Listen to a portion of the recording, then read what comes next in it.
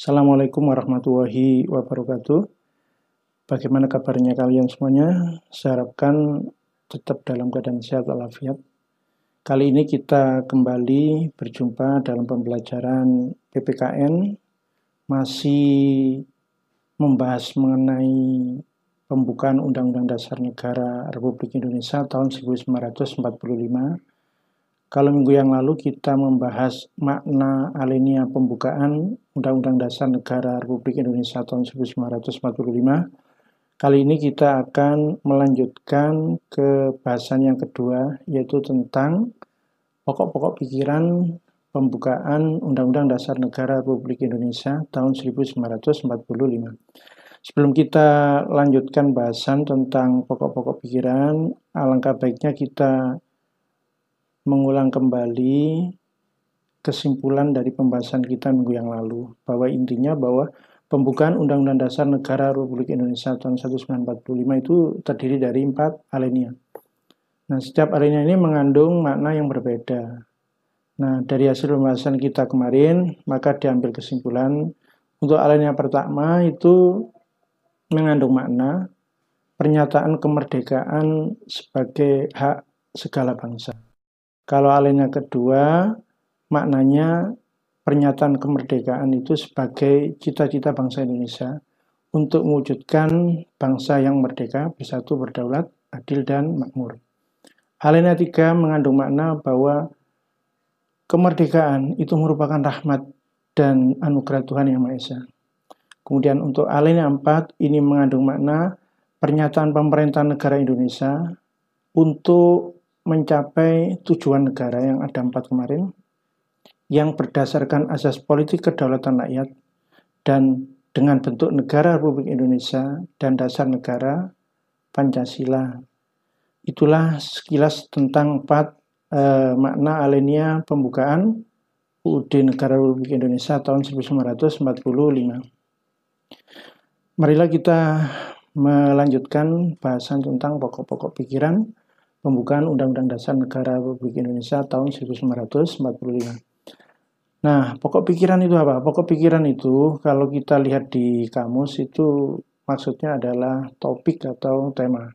Cuma agak berbeda dengan pelajaran bahasa Indonesia. Biasanya pokok pikiran itu akan kita temui di setiap paragraf atau setiap alinea. Jadi satu alinea ini mengandung satu pokok pikiran. Nah, cuma untuk pembukaan UUD 1945 ini, kalian tidak boleh beranggapan bahwa nanti setiap alinea atau paragraf itu terdiri dari satu pokok pikiran. Agak berbeda. Jadi untuk pokok pikiran pembukaan UUD Negara RI tahun 1945, pokok pikirannya bukan berdasarkan paragraf, tapi satu kesatuan dari paragraf 1 sampai paragraf itu dijadikan satu kesatuan lah.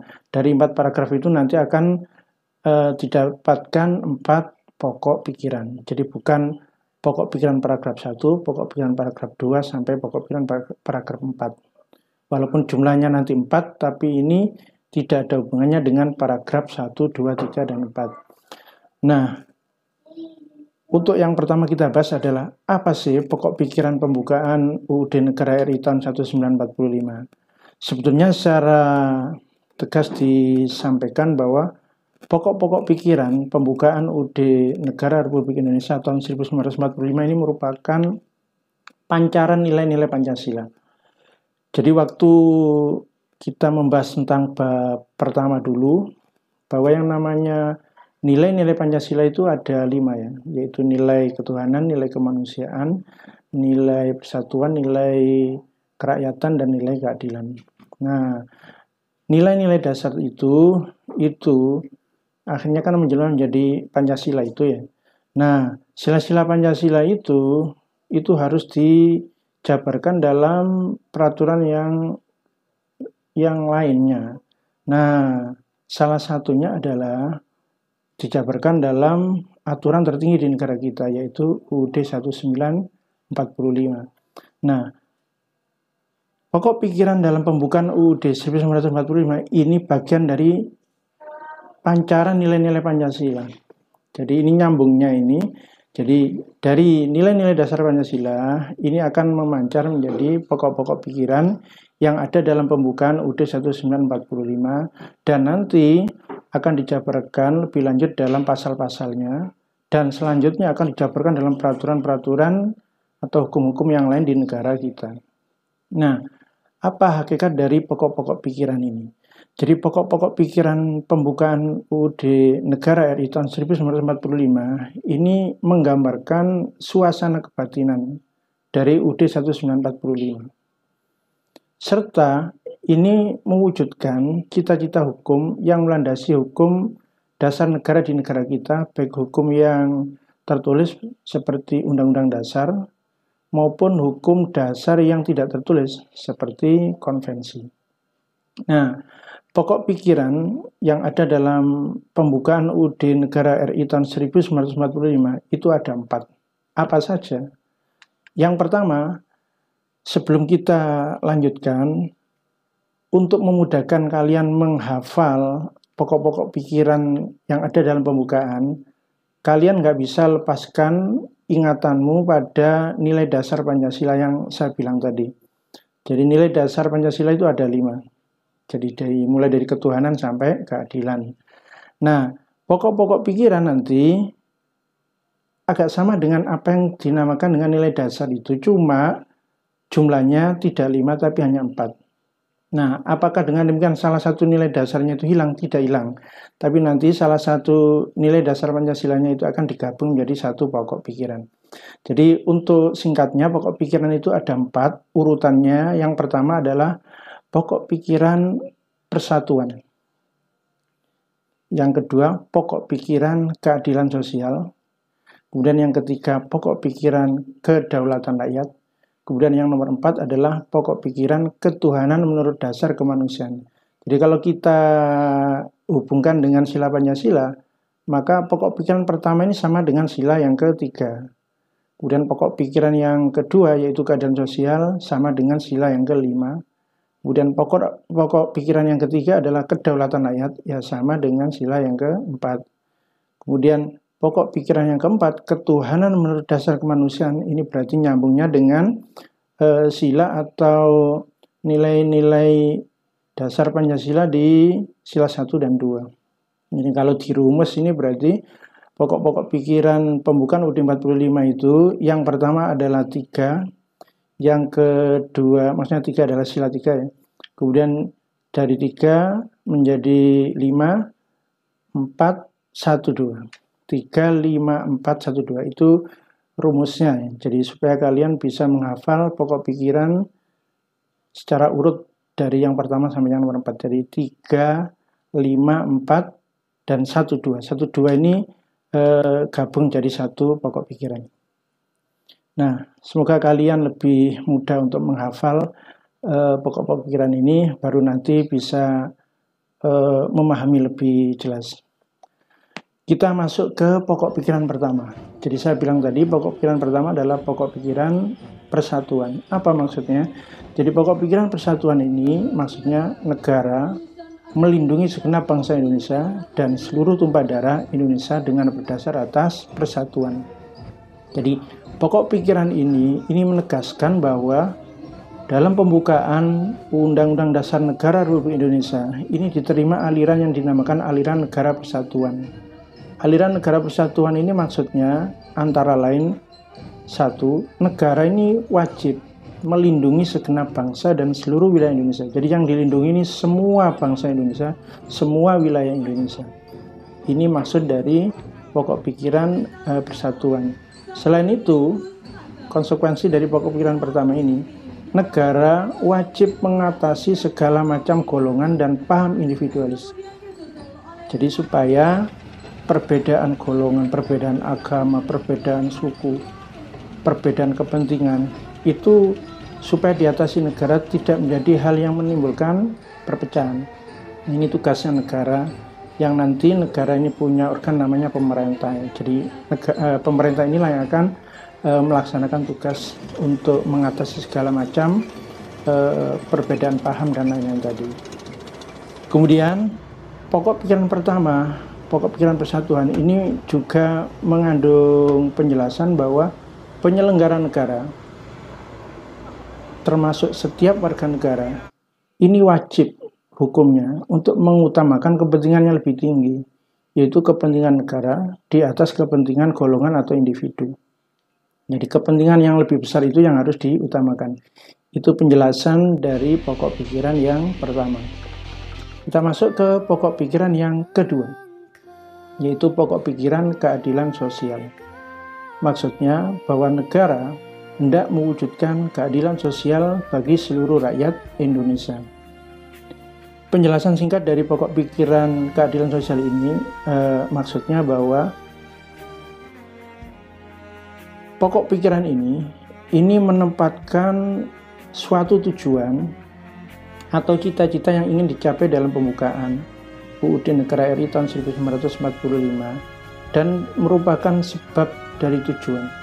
Jadi keadilan sosial ini di satu sisi merupakan tujuan, di sisi lain juga merupakan sebab tujuan. Nah, artinya setiap penyelenggara negara yang ada di Indonesia ini wajib untuk mencari jalan atau mencari cara, kalau perlu membuat aturan-aturan yang bertujuan supaya keadilan sosial itu bisa dicapai. Nah, ini makna yang terkandung dalam pokok pikiran kedua. Jadi penyelenggara negara ini wajib mencari jalan atau aturan di mana dengan jalan dan cara apapun, aturan yang diperlukan, ini kesejahteraan, keadilan sosial itu bisa dicapai. Itu penjelasan singkat dari pokok pikiran yang kedua. Kemudian pokok pikiran yang ketiga adalah pokok pikiran kedaulatan rakyat. Pokok pikiran kedaulatan rakyat ini maksudnya bahwa negara yang berkedaulatan rakyat ini berdasarkan atas kerakyatan dan permusyawaratan atau perwakilan. Penjelasan singkat dari pokok pikiran ketiga ini bahwa sistem negara yang ada di negara kita ini harus berdasarkan atas kedaulatan rakyat. Jadi yang paling berdaulat, paling berkuasa itu adalah rakyat. Di samping itu, sistem negara kita ini harus mengandalkan sistem permusyawaratan atau perwakilan. Karena itulah maka di negara kita dikenal adanya penyelenggaraan pemilu. Karena rakyat dianggap yang paling berkuasa. Nah, karena paling berkuasa, rakyat berhak menentukan jalannya negara. Maka menurut aturan di negara kita, rakyat ini mempunyai kekuasaan mengatur negara baik langsung atau yang tidak langsung. Untuk melaksanakan kekuasaannya secara langsung biasanya ditandai dengan cara rakyat punya kebebasan penuh untuk memilih pemimpin-pemimpinnya, baik yang duduk di lembaga pemerintahan dari presiden, gubernur, sampai tingkat bawah ya, kepala desa. Juga berhak untuk memilih wakil-wakilnya yang duduk di lembaga perwakilan rakyat, di MPR, DPR, DPD, DPRD, sampai BPD. Dan juga rakyat karena keterbatasan yang dia miliki, maka kekuasaan yang dia miliki itu tidak semuanya dia pegang. Ya, nanti bisa dilaksanakan oleh lembaga-lembaga yang ada sesuai dengan peraturan yang berlaku. Selain itu, pokok pikiran ketiga ini mengandung penjelasan bahwa asas musyawarah dan mufakat ini harus dikedepankan setiap menyelesaikan masalah. Musyawarah ini kan proses pembahasan yang dilakukan oleh dua orang atau lebih untuk menyelesaikan masalah bersama. Itu namanya musyawarah. Nah, mufakat itu artinya kebulatan pendapat. Jadi setiap ada masalah, maka yang diutamakan adalah kebulatan pendapat. Jadi diupayakan supaya semua pendapat yang berbeda ini ditampung dan dicari titik temunya. Itulah mufakat. Barulah nanti kalau memang musyawarah mufakat tidak tercapai, negara kita tidak mempermasalahkan cara yang kedua, yaitu cara voting atau pemungutan suara. Tapi yang diutamakan tetap musyawarah mufakat. Nah, selain itu untuk pokok pikiran ketiga, ini mengandung makna bahwa kedaulatan yang ada di tangan rakyat ini dilaksanakannya adalah menurut Undang-Undang Dasar. Jadi sebagaimana penjelasan saya di depan bahwa yang paling berkuasa rakyat, tapi karena ada keterbatasan, tidak semua kekuasaan rakyat ini dilaksanakan sendiri oleh rakyat. Jadi kedaulatan yang dipunya rakyat itu ada yang dipegang langsung oleh rakyat, tapi ada juga yang dipegang oleh lembaga yang lain sesuai dengan undang-undang dasar. Jadi misalnya yang langsung ya seperti saya bilang tadi, untuk memilih kepala-kepala negara, maksudnya untuk memilih presiden, gubernur, bupati, wali kota, sampai kepala desa, rakyat punya kekuasaan langsung. Begitu juga untuk memilih wakil rakyat di DPR, MPR, DPD, termasuk DPRD sampai BPD, itu rakyat berhak secara langsung memilih siapa yang layak untuk dipilih mewakili dia. Tapi karena keterbatasan waktu, keterbatasan kemampuan, kekuasaan rakyat juga tidak bisa dipegang secara langsung. Makanya untuk membuat peraturan-peraturan yang ada di negara kita, biasanya yang punya hak untuk membuat peraturan ya lembaga-lembaga yang ada tadi. Dari lembaga perwakilan rakyat sampai lembaga-lembaga negara yang lain. Termasuk kekuasaan bidang hukum misalnya atau kehakiman, maka yang menjalankan bukan rakyat secara langsung, tapi ada lembaga kehakiman. Misalnya MA, MK, kemudian kalau di bidang yang lain juga, lembaga yang lain juga ikut menangani atas nama rakyat kan gitu ya. Itu penjelasan dari pokok pikiran yang ketiga. Nah, sekarang kita masuk penjelasan yang terakhir, yaitu pokok pikiran yang keempat. Pokok pikiran keempat adalah pokok pikiran ketuhanan menurut dasar kemanusiaan. Jadi maksudnya negara ini didirikan itu berdasarkan atas ketuhanan yang Maha Esa menurut dasar kemanusiaan yang adil dan beradab. Penjelasan singkatnya bahwa pokok pikiran yang keempat ini mengandung makna bahwa Undang-Undang Dasar ini mewajibkan pemerintah dan penyelenggara negara yang lain untuk memelihara budi pekerti yang luhur. Jadi memelihara supaya orang-orang yang ada di Indonesia ini punya budi pekerti yang baik, akhlak, kelakuan, perilaku yang baik. Nah, hal ini juga menegaskan bahwa pokok pikiran ketuhanan ini mengandung pengertian kita harus menjadi orang yang bertakwa kepada Tuhan menurut dasar kemanusiaan yang adil dan beradab. Jadi inilah pokok-pokok pikiran yang ada dalam pembukaan Undang-Undang Dasar Negara Republik Indonesia tahun 1945. Nah, sekarang sebelum kita tutup, nanti ada tugas yang harus kalian kerjakan seperti biasa. Nanti linknya silakan ditulis dan dijawab.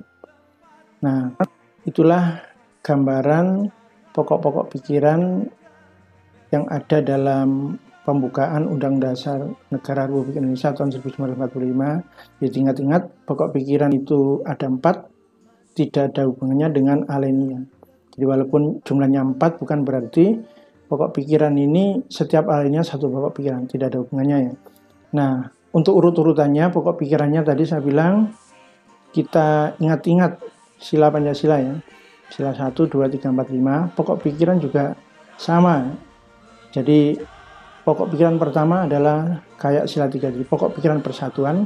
Pokok pikiran yang kedua keadilan sosial. Pokok pikiran ketiga kedaulatan rakyat.